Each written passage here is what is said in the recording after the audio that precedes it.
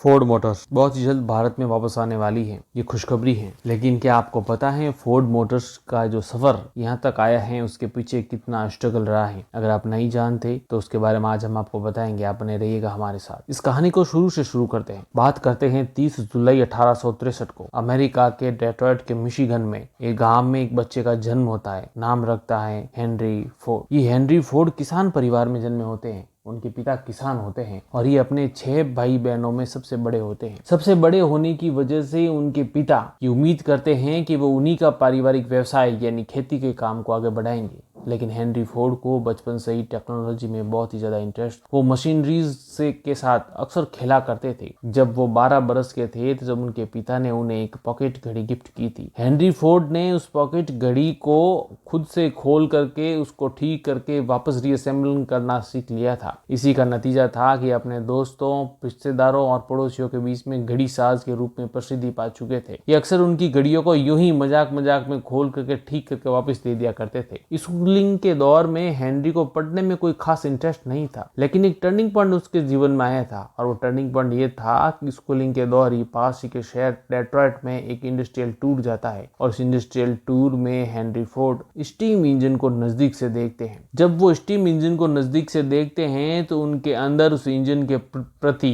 काफी जुनून पैदा हो जाता है। इसीलिए वो इंजीनियरिंग के फील्ड में ही आगे बढ़ना चाहते हैं। जब वो महज 16 साल के थे तब वो अपने पिता की इच्छा के खिलाफ डेट्रॉइट में चले जाते हैं और वहां पर मैकेनिक का काम करना शुरू कर देते हैं। ये वो दौर था जब डेट्रॉइट में इंडस्ट्रीज लगातार बढ़ रही थी। दिन प्रतिदिन वहां पर इंजीनियरों और मजदूर कामगारों की जरूरत थी। इसीलिए हेनरी को जाते ही वहां काम मिल जाता है। अब चूंकि हेनरी को स्टीम इंजन के अंदर बहुत ही ज्यादा इंटरेस्ट था, इसलिए वो स्टील इंजन की बारीकियों को जानना समझना शुरू कर चुके थे। ये सब सीखते सीखते साल आ जाता है 1889 का। साल 1889 में एक जर्मन इंजीनियर होते हैं निकोलस। ये एक गैस इंजन का निर्माण कर लेते हैं। ये 4 स्ट्रोक गैस इंजन होता है जो कि स्टीम इंजन की तुलना में बहुत ज्यादा हल्का होता है और ये काफी कार्य कुशल होता है। और ठीक इसके उलट जो स्टीम इंजन होता है वो काफी भारी भरकम होता है और उसको स्टार्ट करने में तकरीबन आधा घंटे से भी ज्यादा का समय लग जाता है। इसे हेनरी सोचते हैं कि वो भी गैस इंजन का निर्माण करेंगे। लेकिन हेनरी के सामने एक दिक्कत थी और वो दिक्कत ये थी कि जो गैस इंजन था वो इलेक्ट्रिक स्पार्क से स्टार्ट हुआ करता था। अब हेनरी को इलेक्ट्रिसिटी के बारे में कुछ भी जानकारी नहीं थी, इसलिए हेनरी इलेक्ट्रिसिटी की जानकारी लेने के लिए साल 1891 में थॉमस एडिसन की कंपनी एडिसन इलेक्ट्रिकल्स में नौकरी कर लेते हैं। वहां पर वो बतौर इंजीनियर काम कर रहे होते हैं। ये जो कंपनी होती है वो स्टील इंजन से बिजली का निर्माण करके डेट्रॉइट शहर में बिजली सप्लाई का काम किया करती थी। हेनरी यहाँ पर मन लगा के काम करते हैं। इनके काम और मेहनत का ये नतीजा होता है कि साल 1893 में हेनरी को कंपनी प्रमोट करके चीफ इंजीनियर के पद पर स्थापित कर लेती है। हालांकि तब तक हेनरी अपने कठिन परिश्रम और मेहनत की वजह से गैस का इंजन बनाने में सफल हो चुके थे। 3 साल की कड़ी मेहनत के बाद हेनरी अपना सब प्रोफाइल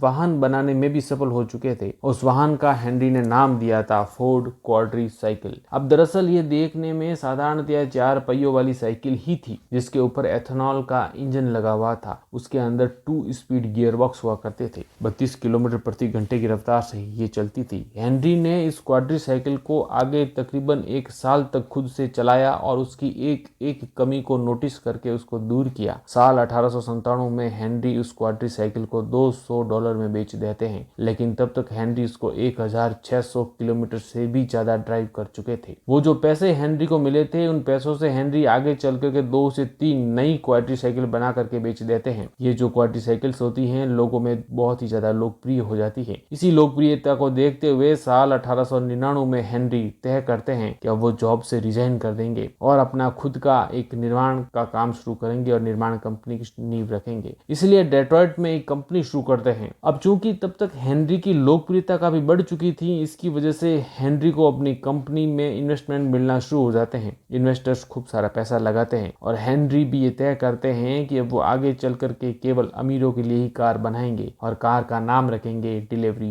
वैगन। लेकिन ये इतना आसान नहीं था, बहुत सारी कठिनाइयां थी। इसकी कठिनाइयां ये थी कि हेनरी अपनी निर्माण कंपनी के अंदर जो कार के पार्ट्स मंगवाते थे बहुत सारी अलग अलग कंपनियों से अलग अलग पार्ट्स मंगवाया करते थे। अब इन सब में दिक्कत ये थी कि बहुत सारी कंपनियां उनके अपने पर्सनल प्रॉब्लम्स की वजह से वो पार्ट्स समय पर हेनरी को डिलीवर नहीं कर पा रही थी, जिसकी वजह से उनके मैन्युफैक्चरिंग का काम बहुत ही ज्यादा स्लो हो गया था। आगे पूरे 2 सालों में महज 20 वैगन ही हेनरी सप्लाई कर पाए थे। इसकी वजह से कंपनी के अंदर के जो इन्वेस्टर्स थे वो हेनरी से काफी नाराज हो गए। इस सारी कमी की वजह उन्होंने हेनरी को ही माना, इसलिए उन्होंने तय किया कि इस कंपनी से हेनरी को बाहर निकाल दे। हेनरी की उन्हीं की कंपनी में महज 15% ही हिस्सेदारी थी, इसीलिए वो जितने भी इन्वेस्टर्स थे उन सभी ने हेनरी को उनके 15% की हिस्सेदारी देकर के उन्हें बाहर निकाल दिया। हेनरी को खुद के ही कंपनी से बाहर का रास्ता दिखा दिया गया था। अब हेनरी वापस जीरो पे आ चुके थे, यानी हेनरी ने जहां से शुरुआत की थी वो वहीं पर आ चुके थे। लेकिन हेनरी ने यहाँ पे भी हिम्मत नहीं हारी। उन्होंने सोचा कि मैं एक बार फिर से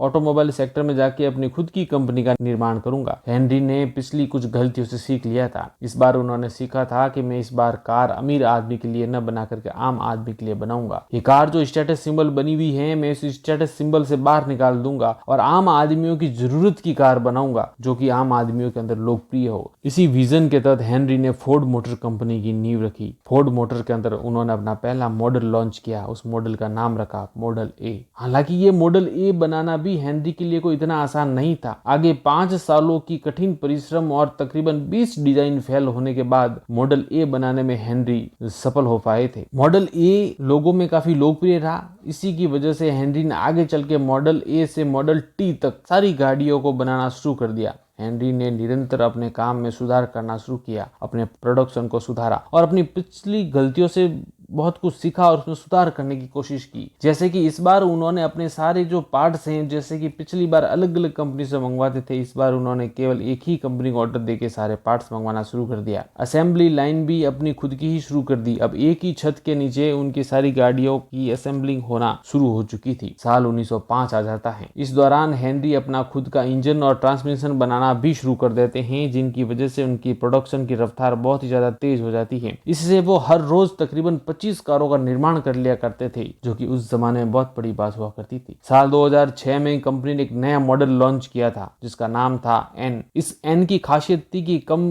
कीमत का था, इसके अंदर अधिक फीचर्स थे और देखते ही देखते ये एन मॉडल है वो बेस्ट सेलर मॉडल बन चुका था। इसी की सफलता से प्रोत्साहित होकर के हेनरी ने एक और मॉडल लॉन्च किया जिसका नाम रखा टी। ये टी मॉडल फोर्ड के इतिहास में और फोर्ड को सफलता दिलाने में सबसे ज्यादा सफल हुआ था, जो लॉन्च हुआ 1908। इस मॉडल की खासियत थी कि ये वेनेडियम स्टील का बना हुआ था। उस जमाने में मॉडल टी के अलावा जितनी भी कारें आती थी वो सब के सब वेनेडियम स्टील की नहीं थी। ये मॉडल टी जो वेनेडियम स्टील का था, इसकी सबसे ज्यादा खासियत थी कि ये अन्य स्टील की तुलना में 2 गुना तक मजबूत था और वजन में उनसे काफी ज्यादा हल्का था। ये कॉन्सेप्ट नया नया था, लोगों ने बहुत ही ज्यादा पसंद करना शुरू कर दिया था। इसी की डिमांड और पसंद की वजह से फोर्ड ने आगे जाकर के अपना खुद का एक वेनेडियम स्टील प्लांट भी स्थापित कर दिया, जिसकी वजह से उनका प्रोडक्शन और ही ज्यादा बढ़ना शुरू हो चुका था। मॉडल टी कार दुनिया की पहली वेनेडियम स्टील से बनाई हुई कार थी और इसने मार्केट में काफी सालों तक धूम मचा दी थी और यही वजह थी कि फोर्ड को एक साल में 25,000 गाड़ियों के ऑर्डर मिले थे, लेकिन फोर्ड अगले एक साल तक मौज 17,000 गाड़ी का ही ऑर्डर सप्लाई कर पाई थी। ये ग्राहकों की पहली पसंदीदा कार बन चुकी थी। साल 1918 आते आते मार्केट में जितनी भी कारें थी उनमें से 50% से अधिक कार तो मॉडल टी की ही हुआ करती थी। फोर्ड की सफलता मॉडल टी की सफलता के बाद फोर्ड का प्रोडक्शन दिन प्रतिदिन बढ़ता ही गया और फोर्ड दिन प्रतिदिन मार्केट पर अपना कब्जा जमाता ही गया। फोर्ड ने अमेरिका के ऑटोमोबाइल के युग की शुरुआत की थी और आगे 2 दशकों तक इसका दबदबा रहा था। हेनरी फोर्ड जो कि किसान के बेटे थे, किसान के घर जन्मे थे, उन्होंने उनका ऑटोमोबाइल के प्रति इंटरेस्ट ही था कि हेनरी फोर्ड जब अपने जीवन काल में थे तब अमेरिका के अमीर लोगों में से ये एक थे। आपसे दरख्वास्त है कि चैनल को सब्सक्राइब करें, लाइक करें, शेयर करें, कमेंट करें और आप किस ब्रांड की कहानी सुनना चाहते हैं जरूर लिखिएगा। और फोर्ड भारत आ रहा है तो आप उसके कौन से मॉडल की कार परचेज करना पसंद करेंगे ये भी कमेंट में लिखिएगा। और वर्तमान में फोर्ड की कौन सी गाड़ी आपकी पसंदीदा गाड़ी है ये भी आप जरूर लिखिएगा। मिलते हैं किसी नए ब्रांड की कहानी में, तब तक आप अपना ख्याल रखिएगा। शुक्रिया।